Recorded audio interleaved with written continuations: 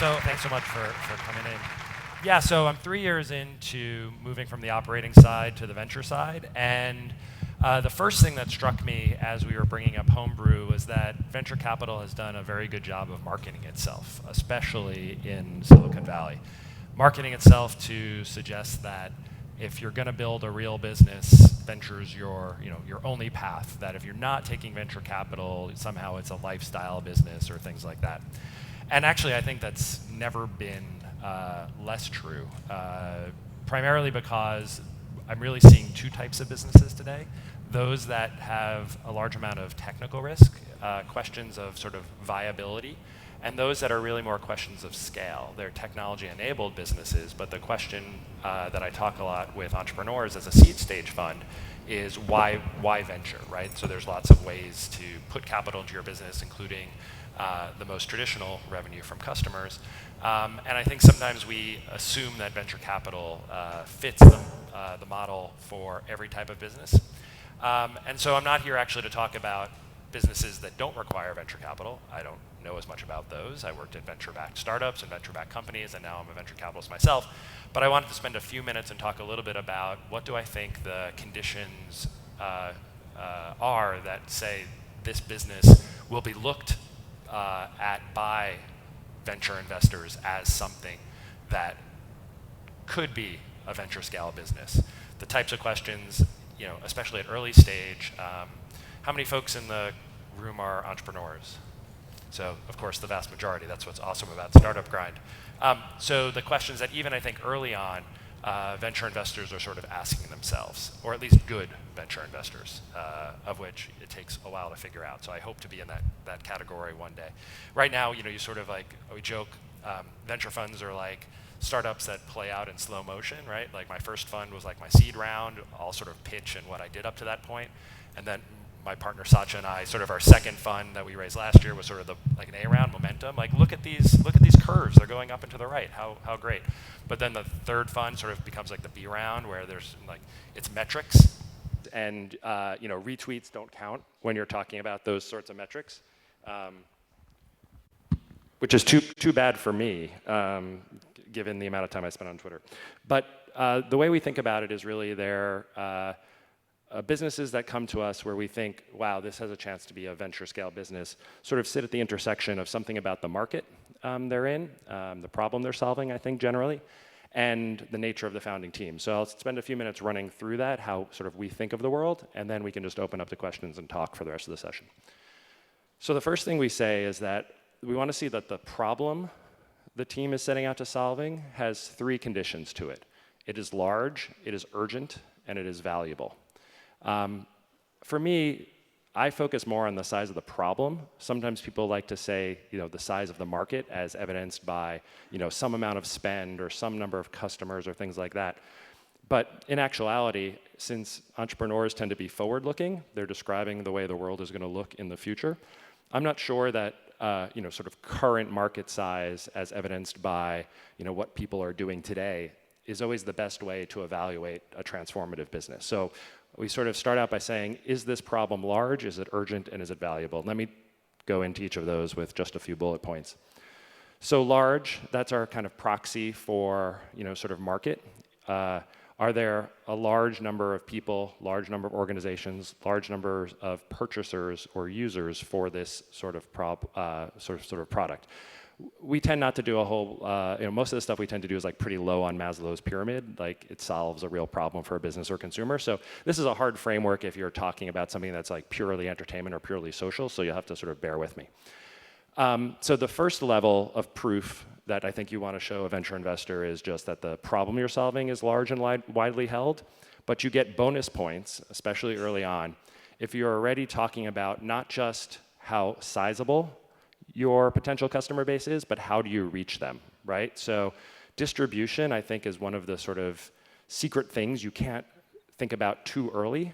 Most of the time, people sort of, because we've drummed sort of product market fit into the narrative and into the vocabulary, people start out by thinking, well, if I raise a little bit of money and just build a great product, like either that in and of itself is enough to get to that next funding round, Or the product will just kind of sell itself. People will want to use it. I'll be on the front page of Product Hunt, and that'll just start everything. And obviously, that's not true. So start thinking about distribution. If you can come into that first pitch meeting with an angel investor or a venture investor and say, not just, look, my market is large, but here's how I'm going to reach those customers. Here how experience I have in that area, experiments I've been running, hypotheses I've had. That'll give you a leg up, frankly, on a lot of people who haven't thought about it with depth. We especially see this in markets that are large and disaggregated. People who want to sell into SMBs, people who want to sell into freelancers. Like in aggregate, these are huge, huge markets, but they're very hard to actually reach in a sort of scalable, cost-effective way, given that they're often very different types of people and businesses under sort of that large umbrella. Usually the average customer value of each of them that you're bringing into your service is low, so you can't afford to spend that much to acquire them. So the more that you can say, look, this problem is large, and here's how I'm going to reach those people, those purchasers, I think the better you'll be in. The second is the question about, is it urgent? So there's a lot of problems out there. We all wake up, I think the genesis of most businesses is people solving a problem that they've encountered or that someone they know has encountered and saying, well, the world could work better in some way. And so, people usually come in and they say, here's my validation. I asked 50 potential customers if they would buy this if it was available, and 49 said yes, and so I think that's a proxy for purchase intent. And look, going out and asking 50 potential customers is better than asking 0 potential customers, but I think what people sometimes lose when they're talking about or trying to convince early stage venture capitalists that this is something that is well matched for a venture investment is how urgent is the problem. So the way that I think about it is, if your customer, whether it be a consumer, a small business, an individual within a large business, ask yourself whether the problem you're solving for them is one of the 3 most important things that they need to get done this week, this month, this quarter, this year. Is it something that in an enterprise setting, are they accountable to their boss, the CEO, the board of the company? Is it something that impacts their company's KPIs directly? If it's any of those things, you usually have some degree of urgency. The other thing to ask yourself, if it's a problem that's been sort of outstanding for a long time, is have people created good enough workarounds, right? So one of the things that I often see, especially in kind of SaaS or again enterprise type businesses, is you've absolutely created a product, an offering that's more technologically advanced, more pleasurable to use, more sophisticated, more efficient than what maybe your potential customer base is doing today. But there's a lot of cost of change, right? People have figured out how to solve these problems in the interim.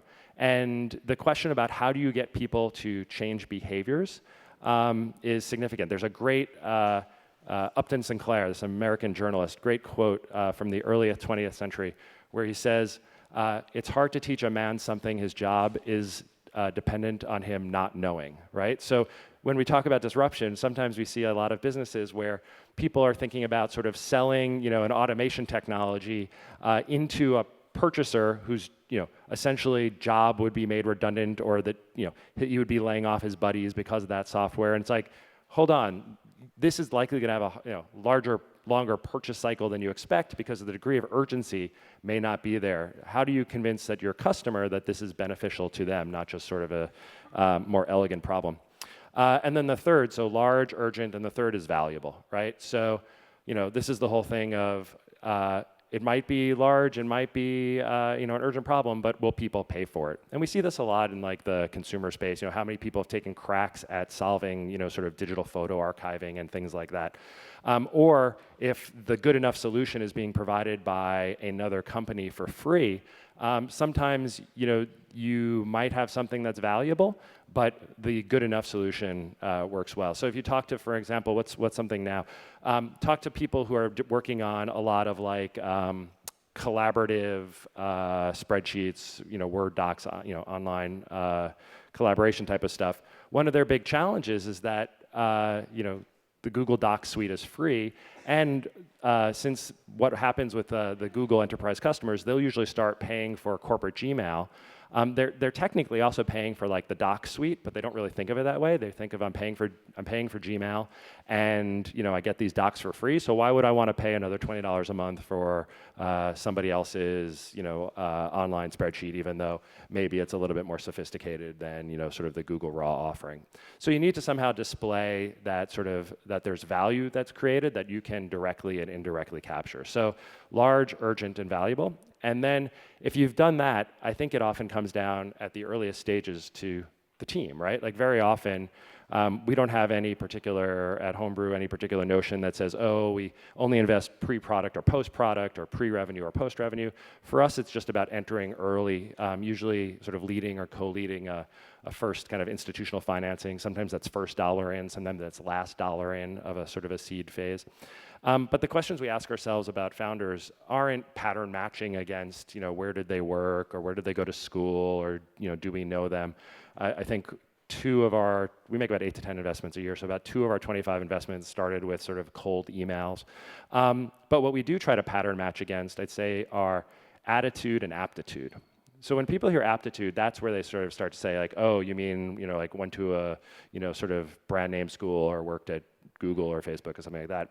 And it's actually not what we focus on. What we focus on is depth of thinking. So you really shouldn't take venture money unless you're working on a project and a problem that you think is going to take 10 years to solve. Your V1 can't be the reason the company exists. If your V1 fully solves the problem that you're starting a company, to sort of go and do, then it's probably a thinner problem than maybe, ultimately you should be sort of spending time on, and think about like, well, what does this lead to? If we can do this, then what does that allow us to do that's different than somebody else? A great example of, I think, sort of like thin thinking right now is hysteria around like bots and chat bots and Slack. I see a lot of people who come in and be like, look, I built this and well, we want to venture fund it. I was like, okay, well, why does this exist? Like, why are you interested? Why is this technology the right way to solve this problem? And the folks who have been thinking about a particular problem or studying, sort of a industry for a while and now see a new technology platform as the way to solve that problem, that's great. You can hear the depth to what they've been thinking about. You can get the idea that there's sort of this thing in their mind that, if they can do this over the next year, that will allow sort of a year 2, a year 3, a year 4. The folks who are like, oh, well, it's just cool and I wanted to code up bots, I guarantee you those people were, playing with Bitcoin in 2013 and, that didn't work out. And so now like, and if bots don't work out, there'll be something else. And it's not to say that like those people aren't great, smart entrepreneurs, great, smart technologists. It's just a question about, when you're committing to building a company, we like to try to figure out from an aptitude standpoint, like how have you really thought through this idea? Is there a depth of understanding? Is there an act 2? And then what I think actually is very underrated, although hence sort of the name Startup Grind, I think this is probably a self-selecting group, but I think you'll get some venture investors who say, all that matters is aptitude. If you give just take a smart team and the right market and they'll build a big company. And my partner Sach and I actually, think those might be, necessary but insufficient conditions. We actually think that attitude is very important. We tend to bias towards people who I'd say are missionaries more than mercenaries, folks who have a vision of the future that they can compellingly believe is going to make the world a better place in some way, and can convey that not only to investors but to employees, to customers, so on and so forth. So I'll give you a short example of what type of attitude we look for, and then we can just go into questions for our remaining time. So one of the things I see every day, right? Every slide deck, anyone who's coming up for venture funding has sort of the use of funds, right? And it almost always involves expanding the team, right? It's usually 1, 2, 3 people who've been working on something. Maybe they're not even working on it full time yet because they're needing to raise the money and go and do it. That's all great. No problem with that. Everyone needs to, I don't expect that you have all the people on board that you're going to need to accomplish, the next 12 to 24 months. And not surprisingly, people who might be building, a mobile experience, like they'll almost always have iOS engineer, right? What are you going to use of funds? We're going to hire a growth hacker, an iOS engineer. Great. So sometimes I'll stop and I'll say, oh, looks like you want to hire an iOS engineer to build your app because you guys have you started to build the back end, you build a web front end, you've done some prototypes, but you need an iOS engineer. Who are you going to hire? And they sort of be like, you mean literally who? Like a person? I was like, yeah, you put this on the slide, like you coming telling me you want $1 million, like who are you going to hire? Now, sometimes, people know exactly who they're going to hire. Like the best answer, right, of course, is like my friend Sarah. I worked with her, at this startup before. She started to work with us on the side. She's very interested in coming on board, but, we need to raise money first. I'm like, that's awesome. Checkbox of somebody you've worked with before, you've started getting them involved before you raised money, this company is going to exist, this product is going to be built, I have the choice to get on the train or not, but the train is leaving the station. What would you imagine is on the worst side? The worst side is, well, I have to see if investors want to back this company first before I can go find somebody, and by the way, I've never worked with an iOS engineer before, and I'm not exactly sure, but, if I get some money, that's going to solve all the problems, right? Like, money tends to not solve problems. It just is another tactic that you can use. And so, like, one of the best hacks for this I saw, this was pre-venture when I used to do some angel investing and coach entrepreneurs how to sort of hack the venture funding process. Be like, okay, here's what you do. I want you to go and I want you to put, your job rec up on, AngelList jobs or Craigslist, whatever. Doesn't matter that the company doesn't exist yet. Just put up the job description as it would be posted once you get funding. Collect the resumes. Print all the resumes out. Bring them to your VC meeting. And when the venture investor asks you, like, well, who are you going to hire? I want you to take out the 100 resumes. I want you to put them on the desk and say, something to the effect of, even though this company, I can't hire this person yet. I've started looking for who it might be. I know I'm new to the area, so I put up this rec. It seems what we're working on seems to be interesting enough to have gotten responses from 100 people, 80 of whom are currently working at startups that are venture backed, and I already have coffee set up with 10 of them the next week. I'm like, okay, like that's an attitude that tells me like, you are going to figure out how to solve these problems. You're not going to wait for a check for me to validate whether or not talent wants to work on your idea. So I think, against almost any sort of barrier that, pattern matching from a venture investor or like things that maybe you haven't experienced yet because, you're new to the space or new to the geography, I almost always think that there's sort of like an attitude hack against that can sort of signal the quality of the person that we're going to be investing in, the way that they problem solve. And so ultimately, my standpoint is unless you have a problem that you believe is large, urgent, and valuable, and you can convey that you have, sort of not just the aptitude, but the attitude to want to solve it fully, that you should, until you're absolutely certain about that, absolutely certain about a co-founder, if you have one, that they meet those qualities as well, that you should, wait to take venture funding until those are in place. Because it's hard enough to start a company.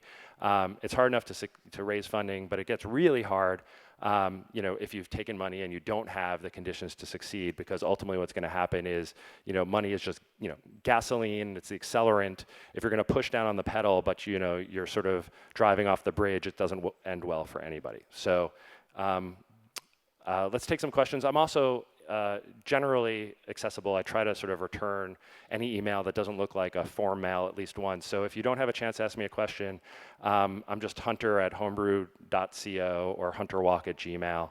And like I said, I try my best to sort of help folks figure stuff out. Great. For questions, if you can come up to the front, just say maybe your name real quick and then fire away your question. Go ahead. Hey man, my name is Abrar. I have a question around the consumer side of things. So, it's a lot harder to pitch or, convince someone that the consumer app is a good idea. So say, based on what you said, say you somehow validate the problem is large and it's urgent. Valuable is the second part of my question. We'll talk about that in a second. But, as an individual, whenever you put a team together, you're always missing one or two things, just like you said, iOS, right? So say you build a team and you have some sort of a prototype that solves a problem. Is this good enough reason to go to an investor and say, look, I have all the other resources that I need, but I can't market, or I don't, and I do my research, I show them the passion that, I've done my homework and I will hire this firm or whatever to do marketing for me. Yeah, so generally, I mean, raising for, consumer, consumer stuff is generally seen as sort of like, well, it's a binary outcome. It either works or doesn't work, which is, not a bad proposition for risk capital, because when it works so well. And I think the nuance of the way folks try to figure out, especially at the early stages, whether something is an investment they want to make, has changed over time. As people have seen, lots of like actually good products fail to gain traction, right? So it used to become like, oh wow, this is well designed, let's invest in it. And now it's sort of, oh, okay, it's well designed, but there's lots of well designed chat products, photo products, concierge products, whatever. Like, how are you going to get it out there? So I think your question is right in terms of, even if you can't spend money yet on sort of marketing channel acquisition, I sort of fall to kind of the one of two strategies. If it's a type of thing where you need to sort of raise that money to finish building out the product, I sort of bias towards what's your unfair competitive advantage from a distribution standpoint? What do you have access to, or what have you already pre-built? That means when you launch this product, you're gonna be able to seed it with that group, right? So let's say you're building something for comic book fans. Knowing that you've been going to Comic-Con for a number of years, and because you're buddies with 3 different vendors, you happen to have gotten your hands on the email list from the attendees from 2013, and you're going to hit those folks up once with sort of an opt-in message about being the early beta testers for your like comic book community app. To me, that's much better, and having that in hand than like, again, sort of waiting for the idea of here's all the things that we might be able to do. The second, and I'm a big believer, it's like a 5 or 6 year old essay, and we tend to look at things now that were written a few years ago as like, oh, I'm sorry for sharing this, it's not current, but this is still current, it's still good. Chris Anderson used to be at Wired, and now he's got a drone company, wrote this essay called 1,000 True Fans, right? So it's like this idea of, if you're building something really interesting, or any sort of influencer or celebrity sort of in a technology age should be able to sort of survive on having 1,000 true fans. And so sometimes I think about for startups, as opposed to consumer stuff, as opposed to trying to show too much of a growth curve early, I always think it's like better to convey that you've intentionally kind of constrained, soft launched, tried something within a small community, but look at the engagement of these people. Like the 1,000 people, of the 1,000 folks that have touched this product, 800 are daily active users, and they've all tried, we put a button that says invite your friends. It doesn't do anything yet because we haven't wanted to turn it on, but 50% of them have tried to invite friends, right? Like that's the type of pre-launch, metrics that an investor will be like, oh, that's really interesting, because if we give you the ability to sort of just lift those gates and start to launch more broadly, you have some basic, sort of user adoption to build on, as opposed to just, sort of worrying about how many million installs can you buy or that type of thing. Excellent, thank you. And sorry guys, one last question is, in terms of valuable, so if this is a consumer product, but the business model, so our customers is consumers, but the business model is to, just like Yelp or Foursquare, where you're targeting businesses to pay. How do you kind of evaluate that? So when you gave an example, you said, is this thing valuable enough that somebody will pay? I think you have to figure out like will somebody pay you in some way? Like, so if you're redirecting a bunch of spend that a consumer was going to put one place and can put another one, like it's reasonable to say that at scale, somebody, some merchant, will want to pay to get, promoted or so on and so forth. I think what it's important there is to understand that, there's different levels of, I guess, sort of scale that you need to achieve to unlock those business models, and certain ones are harder than others. And so I see a lot of people who sort of dance around like, oh, we're going to do all this, and then we're going to recommend restaurants, and then restaurants will pay us to get promoted. And that's like that's true, but also hand wavy, right? In the sense that it's really hard to build that business model, and we've seen, very few companies be able to do that in a large way. So I think it's sort of trying to bring an insight of like, here's what we're going to do. Other people have tried it and they failed for these reasons, but here's why we're going to succeed. Or here's what we're going to try to do that others haven't. Like as an early stage investor, I need to be either early or contrarian. If I'm not early to something or it's not a contrarian point of view, then like the returns aren't going to be there for me. Thank you very much. Thank you. Hi, my name's Zach. I was in here all day yesterday, and I noticed that whenever a VC left the room, they would get mobbed by like 200 to 300 people, and everyone would be yelling pitches in their ear. And I was wondering if that's an effective way to contact you. So I said I've funded companies off of cold emails. I've never funded companies off of being swarmed at conferences. And I think everyone took notice because now they're going to get me out the back door. But no, seriously, like hunterwalk at Gmail, hunter at homebrew.co. Like I can get I can understand something, much more clearly when it's, sort of like, just a few paragraphs and like a link or a screenshot than sometimes I can when everybody's trying to give me a 30-second, 90-second elevator pitch. Especially given our type of investing, since we tend to put, $800,000, $1 million into each deal as part of, sort of a $1 to $3 million seed round, like there's nothing in 30 seconds that sort of catches my ears where it's like, oh, that sounds great, I'm in, like put me down for 25,000, right? So it's like, the more context, the more interaction, the better. And like, I don't ignore emails. It might be delayed if I get 300, but I try to reply and try to be helpful. We only invest inside the U.S. though, unfortunately, right now. So I probably just dropped it down from 200, 300 to like 150. All right, thank you. Thanks. Hi, my name's. Can you hear me? Yep. Okay. My name's Adrian Gillette, and I used to live in Silicon Valley, but now I live in Phoenix.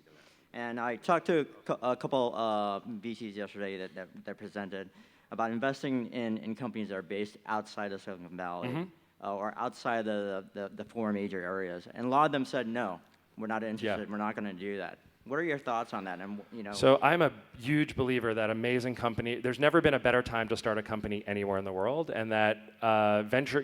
People say like, oh well, it's early stage.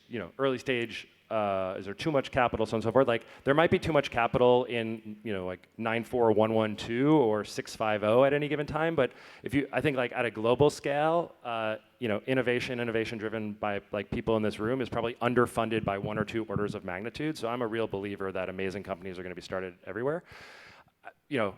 Then on the other hand, like we primarily invest in New York and San Francisco. So why am I not chasing all this wonderful opportunity? For us, it's a constraint of size. There's 2 of us. We try to believe that we can. Investors want to believe they can add value, and so if there's a geography that they don't really know, they don't think they can help. Folks get hired or things like that. But fortunately, I think there's guys like 500 Startups, people doing AngelList syndicates, like there's a lot of very interesting capital coming into the market that doesn't live by the same constraints that traditional venture does. And I think that's great. And I think some of the big winners of sort of the next 10, 20, 30 years from an investor side will be people who look everywhere. When we do invest, like in New York, for example, we want to see companies that I think are advantaged for being in New York, right? So they're built on top of New York's indigenous industries.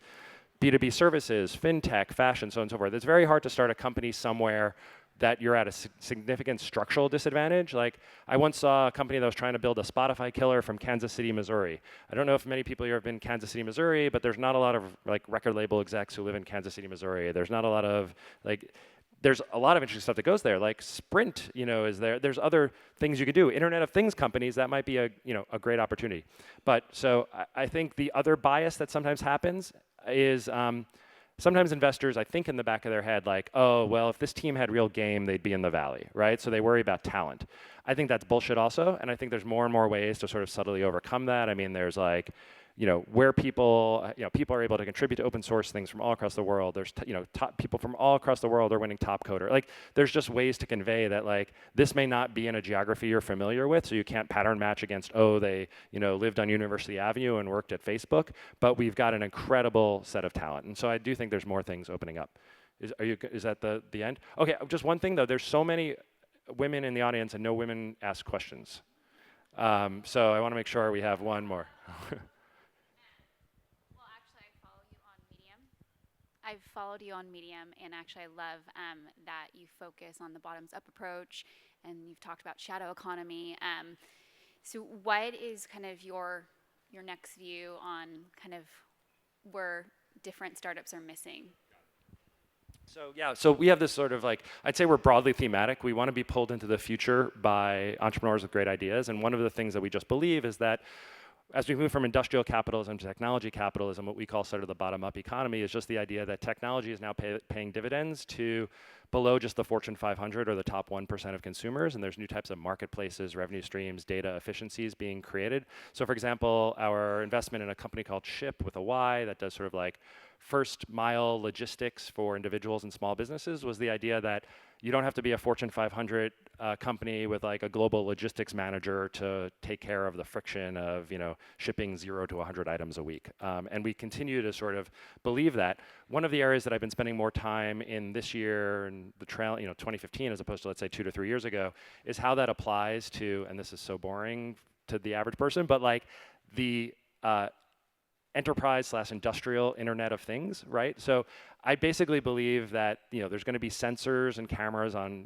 on anything that needs a sensor or camera, that they're all going to be collecting very interesting data, and then they're going to be some sort of software layer on top of that, machine learning, SaaS, something that then turns that data into something predictive, analytical, so on and so forth. So for example, one company that impressed me, I still think about like a year later, was doing some interesting work on the manufacturing floor, that only the highest end manufacturing machines have like really well calibrated systems to sort of notify you when they think they might be breaking, right?